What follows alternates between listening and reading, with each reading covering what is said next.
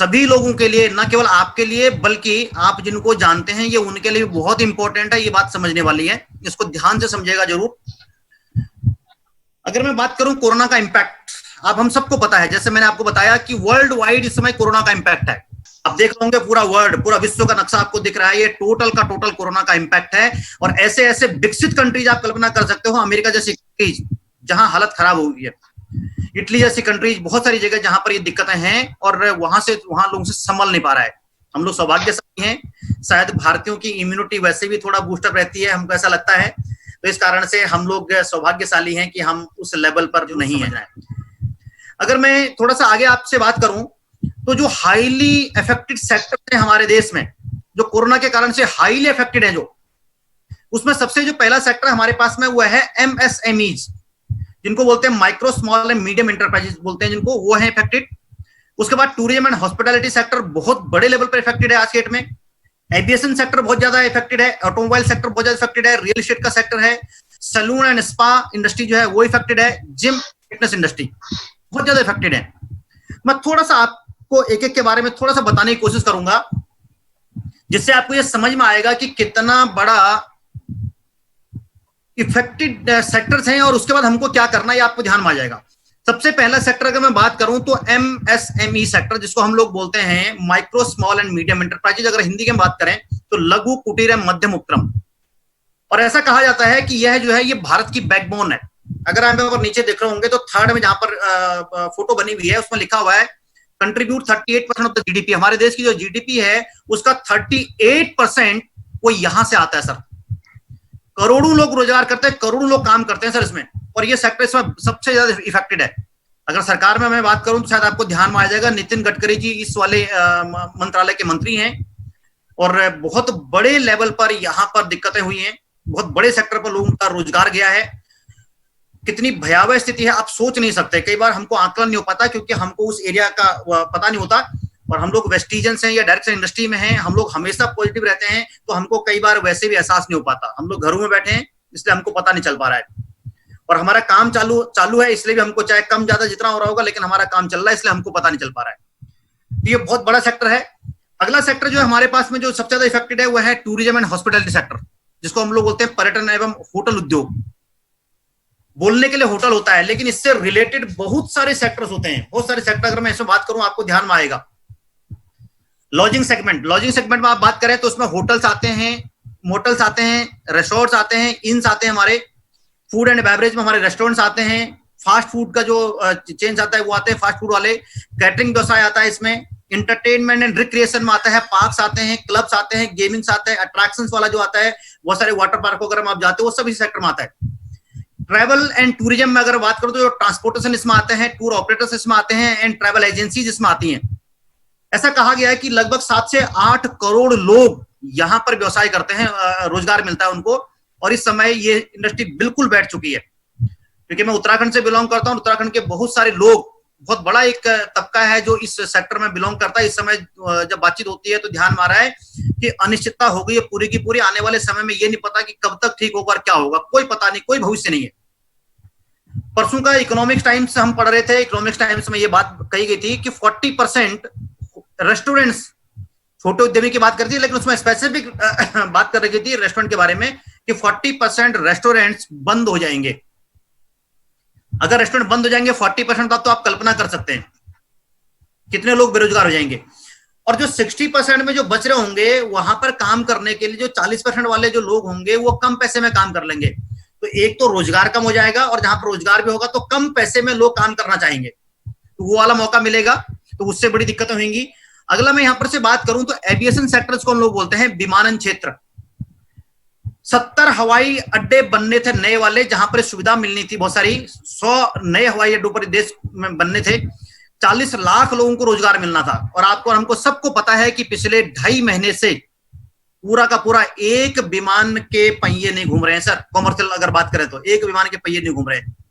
और विमान का मतलब केवल विमान से नहीं, उससे बनाने वाले बहुत सारे लोग जो उसके सर्विसेज में लगे होते हैं, वो सब कुछ होते हैं। एक सेक्टर कई सेक्टर से जुड़ा हुआ होता है। एमएसएमई वाला जो सेक्टर है वो ध्यान कीजिएगा, वो सब इसी से सब लोगों से जुड़े हुए होते हैं। तो कितना बड़ा चैलेंज है, इसके बारे में बात कही गई है कि कोविड-19 का जो इम्पैक्ट आएगा एयरलाइंस के ऊपर, 113 बिलियन डॉलर। आप कल्पना कीजिएगा इतना बड़ा लॉस इस सेक्टर को है, 113 बिलियन डॉलर। आप कल्पना कर सकते हैं, कई बार तो हम हिसाब लगा भी नहीं पाएंगे। यहीं पर अगर मैं बात करूं मोटर वाहन उद्योग जो है, ऑटोमोबाइल सेक्टर की बात करें तो बहुत सारी बड़ी बड़ी ब्रांड्स हैं, आपने देखा होगा इतना बड़ा सेगमेंट है होटल वाला, सॉरी ऑटोमोबाइल वाला। कितनी गाड़ियां हैं, कोई गाड़ी नहीं चल रही है। और गाड़ियों में सबसे बड़ी बात है कि ये पहले ही स्लो लेन पे चल रहा था, स्लो डाउन पहले ही था, कोरोना के इंपैक्ट से पहले ही स्लो हो गया था। लेकिन अगर आप देखेंगे तो इसकी हालत और ज्यादा खराब है। बहुत बड़ा चैलेंज यहां पर इस सेक्टर में आ गया है। अगर मैं यहीं पर अगला सेक्टर की आपसे बात करूं तो रियल एस्टेट का जो सेक्टर है, कंस्ट्रक्शन सेक्टर, बोलने के लिए रियल एस्टेट होता है, लेकिन इसमें आप कल्पना कीजिएगा तो कितने आते हैं। रेजिडेंशियल आता है हमारे पास में, कॉमर्शियल सेगमेंट आता है, इंडस्ट्रियल सेगमेंट आता है, वेकेंट लैंड जो होता है जिसको डेवलप होना होता है वो आता है। तो बहुत बड़ा, और इस सेक्टर में भी ये कहा जाता है कि बहुत बड़े लेवल पर यहाँ पर रोजगार मिलना था। अगर यहाँ नीचे थर्ड वाले रो में लिखा गया है 83 मिलियन बाई 2022, 2022 तक 83 मिलियन लोगों को रोजगार मिलना था, मतलब 8 करोड़ लोगों को रोजगार मिलना था। क्या हालत होगी आप समझ सकते हैं इस सेक्टर का। अब कल्पना करो कितने बड़े लेवल पर आने वाले समय में बेरोजगारी का आलम होगा। अगर आप सोच पा रहे हो ना तो पैरों तले जमीन खिसक जाएगी। भाई साहब रोंगटे खड़े हो जा रहे हैं कि क्या करेंगे इतने लोग, कैसे कैसे गुजारा होगा। बहुत बड़ा चैलेंज समय हमारे पास में रखा है।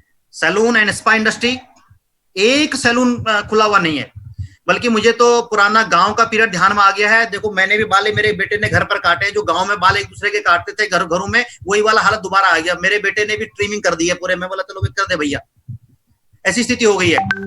अगर यहां पर बात की जाए तो 4.58 लाख करोड़ की इंडस्ट्री, हजामत वाली जो इंडस्ट्री है 4.58 लाख करोड़ की, वो तबाही के कगार पर हो गए। एक सैलून नहीं खुल रहा है। और यहां पर तो और दिक्कत इसलिए आएगी कि जो सीधा सीधा स्किनिंग के टच में है ना, उसमें और समस्या है, तो वो और नहीं होगा काम। तो ये बहुत बड़ा चैलेंज वाला पीरियड है। साथ में हमारे पास में जिम एंड फिटनेस इंडस्ट्री, जो जिम्स वगैरह थे जहां पर, वहां पर तकलीफें हो गई हैं, बहुत बड़े लेवल पर तकलीफें हो गई हैं। गोल्ड जिम, जिसकी मेंबरशिप लेना लोग अपना स्टेटस सिंबल मानते थे, उसको वो बैंकरप्सी की कगार पर चला गया है और उसने एप्लीकेशन फाइल कर दिया बैंकरप्सी के लिए। तो ये बहुत बड़ा चैलेंज हमारे समाज के लिए है। अगर मैं यहीं पर बात करूं, ये रिपोर्ट है लॉकडाउन के पीरियड की रिपोर्ट है, मैं यहां पर आपको बता रहा हूं, थोड़ा सा समराइज कर रखा है कितना बड़ा नुकसान होगा। ऑटोमोबाइल सेक्टर में 50% अस्थायी कर्मचारी हैं जो इस समय अपने गांव चले गए सर। 60,000 करोड़ के जो ऑर्डर्स थे इंपोर्ट वाले, वो नहीं हो पाए। 50% अस्थायी कर्मचारी गांव चले गए। जो गांव से जाएगा इतना डर है कि आएगा कि नहीं आएगा, कब आएगा, क्या आएगा, कुछ नहीं भरोसा। भगवान मालिक है, पूरे साल भर में कुछ क्या होगा कुछ नहीं पता किसी को। एविएशन सेक्टर में मैंने जैसे आपको बताया था कि 20 से लेकर के 25% तक पैसेंजर घट जाएंगे, तो क्या होगा। होटल में 40% की कमी आ जाएगी, लिखा है बाकायदा 40% ऑक्यूपेंसी रेट, मतलब जो कमरे लगेंगे वो 60% कम लगेंगे। मान लीजिए किसी होटल पर 10 कमरे हैं तो 6 ही कमरे लगेंगे, 4 कमरे लगेंगे नहीं। टूरिज्म में 1.25 लाख करोड़ रुपए के रेवेन्यू का नुकसान हो जाएगा। मीडिया एंटरटेनमेंट कुछ नहीं चल रहा है, कोई फिल्म नहीं आ रही है, सारे सीरियल बंद है, कुछ नहीं हो रहा है, कोई मल्टीप्लेक्स नहीं चल रहा है, कहीं पर कुछ नहीं हो रहा, सब के सब कहानी खत्म है। 5,800 करोड़ से लेकर के 7,800 करोड़ का नुकसान है सर। इतना बड़ा चैलेंज हो रखा है। अगर मैं आगे थोड़ा सा आपको लेकर के चलूं, ये रिपोर्ट मैंने बहुत दिन पहले मेरा बनाया हुआ है, लगभग 15 दिन पहले का। उसमें लिखा था कि 2 हफ्ते में 5 करोड़ लोग हो गए बेरोजगार। और राइट साइड में जो आपको लिख रखा है, यहां पर लिख रखा है 29% एम्प्लॉयमेंट जो है वो डाउनफॉल में आ गया सर, क्राइसिस हो गए। ऊपर लिखा हुआ है कि लगभग 12.2 करोड़ पीपल, लगभग 13 करोड़ लोगों की रोजगार छीन चुका था। इतनी बड़ी स्थिति है। उस समय ये बात कही जा रही थी कि अगर ऐसे ही कोरोना की रफ्तार बढ़ती रही तो चौथा वाला लॉकडाउन 4 का पीरियड आएगा सर। और आप और हम सब लोग गवाह हैं कि चौथा फेज आ गया है और आज हम उसमें जी रहे हैं, मजबूर हैं जीने के लिए। अगर मैं यहीं पर आपको बात करूं तो ये सब कुछ हो रहा है, आप ध्यान से देखेगा, ये महामंदी की आहट है सर, महामंदी की, इकोनॉमिक रिसेशन का पीरियड दौर चालू हो चुका है। महामंदी की आहट है ये, पूरे देश के लिए नहीं पूरे विश्व के लिए महामंदी की आहट है ये। और इंडिया भी पीछे नहीं है, ये महामंदी की तरफ बढ़ रहा है। महामंदी की आहट कैसे दिख रही है आपको, आपने ध्यान दिया होगा यहां पर जो है नौकरी का रोना। हमारा जो बड़ा सेगमेंट है वो नौकरी करता है सर, बहुत बड़े लेवल पर नौकरी होती है। नौकरी का रोना, उसमें सेकंड कॉलम आपको दिख रहा होगा, 40 करोड़ से ज्यादा अनौपचारिक क्षेत्र के भारतीय कामगार प्रभावित होंगे सर। 40 करोड़, मैं नहीं बोल रहा सर, आंकड़ा मेरा नहीं है सर, ये आंकड़ा डाटा है। इतनी बड़ी समस्या होने वाली है। आप कल्पना करो महामारी आएगी कि नहीं आएगी, महामंदी आएगी कि नहीं आएगी। और महामंदी में क्या होता है, रोजगार नहीं होता लोगों के पास में, परचेज पावर नहीं होती है लोगों के पास में, वो तकलीफें होती हैं। आदमी किस तरह सोचता है कि जान बच जाएगी तो सारा काम हो जाएगा। रतन टाटा जैसे इंडस्ट्रिस्ट ने ये बात करी है कि 2020 का साल जो है वो जीवन बचाने का साल है सर। अगर जीवन बच जाएगा तो आने वाले टाइम में कमा लेंगे, ये बात उन्होंने भी कही है। अगर मैं आपको थोड़ा सा और आगे लेकर के जाऊं, महामंदी की आहट कौन बोल रहा है, यूएन बोल रहा है, यूनाइटेड नेशंस बोल रहा है, संयुक्त राष्ट्र की ट्रेड रिपोर्ट बोल रही है। थर्ड कॉलम में देखिए, हम लोग एशिया पैसिफिक में आते हैं, यहां पर लिखा हुआ है कि जो जीडीपी की ग्रोथ रहेगी वो 2.1 से रह सकती है और ये -0.5 तक भी फिसल सकती है। मतलब हालत कितने खराब है, सोच सकते हो। और अगर यही हालत खराब रहे, इसी के कारण से सरकार ने, आपको देखा होगा, एक इकोनॉमिक पैकेज दिया, और कितना बड़ा पैकेज और कितना बड़ा गंभीर समस्या है। आप इसका आकलन इस बात से लगा सकते हैं कि जो साल भर का बजट सरकार का होता है, बजट है यूनियन बजट 2020-21 जो फरवरी में आया था, पूरा साल का बजट था 30,42,230 करोड़, जिससे पूरे देश में की अर्थव्यवस्था पूरे साल चलती थी, सरकार के खर्चे चलते थे, पूरे देश का खर्च चलता था 30 लाख करोड़ का, आप समझिएगा। और कोरोना का पीरियड आया, मार्च से लेकर के अप्रैल और मई, सरकार को पैकेज देना पड़ा कि इतना बड़ा इकोनॉमिक लॉस हो गया कि सरकार का पैकेज देना, 20 लाख करोड़ का पैकेज देना पड़ा, 20 लाख करोड़। राजनीति में मत फंसिए, क्या हुआ क्या नहीं हुआ, कौन क्या बोल रहा है, उस बात में जाने की आवश्यकता नहीं है, लेकिन संकट कितना गंभीर होगा आप इस बात से अंदाजा लगा सकते हैं कि सरकार को 20 लाख करोड़ का आर्थिक पैकेज का ऐलान करना पड़ा सर। आप सोच सकते हैं कितना बड़ा संकट होगा। इस संकट से कैसे उबरना होगा, हमको क्या करना होगा, तो वह आगे मैं आपसे चर्चा करता हूं। और सरकार ने यह भी बोल दिया है कि ये लक्षण ऐसे ही रहने वाले हैं, कुछ होने वाला नहीं है, हमको कोरोना के साथ ही जीना पड़ेगा। ये बात हो गई है सर, जो सामने मैं नहीं बता रहा हूं, सामने सरकार के आंकड़े बता रहे हैं, कोरोना के साथ जीना सीखना होगा, ये लंबे समय तक रहेगा। सत्येंद्र जैन जी दिल्ली के स्वास्थ्य मंत्री बोल रहे हैं, सरकार बोल रही है। अगर आप नीचे लिखें, कोरोना वायरस के साथ जीना और एहतियात को जीवन शैली का हिस्सा बनाना सीखना होगा, सरकार बोल रही है। ये सारी बातें हो रही हैं सर अब।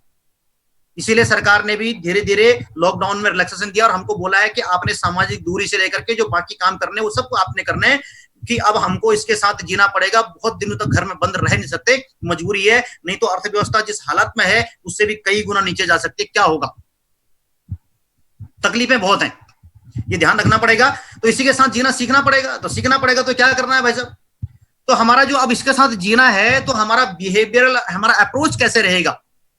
दो तरह के लोग होते हैं, एक होते हैं रिएक्टिव अप्रोच वाले और एक होते हैं प्रोएक्टिव अप्रोच वाले। रिएक्टिव अप्रोच वाले कौन से होते हैं, रोना रोने वाले, चलो वो कहते हैं अच्छा कुछ हो जाएगा तो फिर देखेंगे भाई साहब, वो जब चिड़िया चुग गई खेत तब क्या करोगे भाई, तब तो कहानी खत्म ही हो जाएगी, तब तुम रो पीट के क्या करोगे। वो होता है रिएक्टिव वाला, reacting to a problem after it arise. क्या बोलता है, चलो आने दो यार, देखते हैं, बाद में आ जाएगी तब सोचेंगे यार। हमारे बहुत सारे लोगों का ऐसा रिएक्शन होता है, वो बात की सोचते हैं। लेकिन जो प्रोएक्टिव अप्रोच वाले होते हैं वो प्रिवेंट करते हैं प्रॉब्लम को बिफोर दे अराइज। उनको एहसास होता है तो बोलते हैं इससे जितना बचा जा सकता है वो बचने का काम तो करें ना, आएगा हमारे बस में नहीं है, लेकिन बचने के लिए हम क्या कुछ कर सकते हैं वह तो सोचें।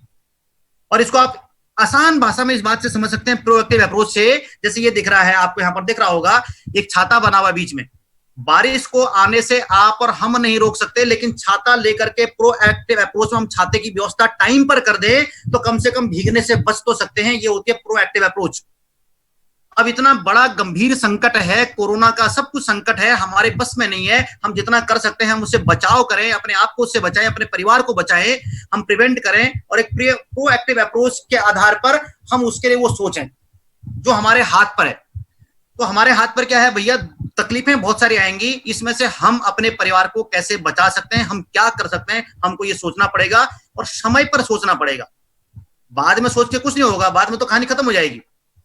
मेरा कहने का मतलब है जब एक्चुअल में धरातल पर जब इतनी दिक्कतें होंगी उस समय सोचोगे तो कुछ नहीं होगा, आपका समय खराब हो जाएगा। इसलिए नेटवर्क मार्केटर हम लोग हैं, हम लोग हमेशा पॉजिटिव सोचते हैं, हमारी अप्रोच प्रोएक्टिव होती है, इसलिए हमको समय पर सोचना है और इसका एहसास हमको समय पर करना है। इस बात को आप ध्यान रख लीजिएगा।